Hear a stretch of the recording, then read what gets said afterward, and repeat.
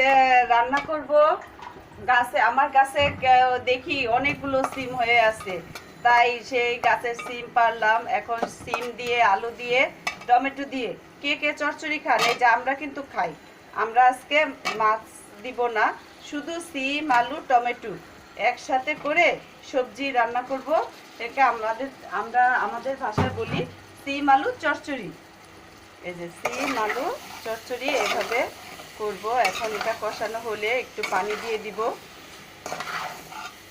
আমরা কিন্তু খুব পছন্দ করে খাই। আরও তো আমার গাছের সিম, কোনো সার নাই, কিছু নাই, একদম মিশে যায় সিমগুলো রান্না করার পরে।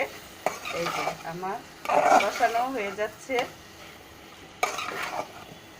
এখন আমি এটাকে দিয়ে দিব একটু পানি। পানি দিয়ে একদম শুকনো শুকনো চচ্চড়ি করবো।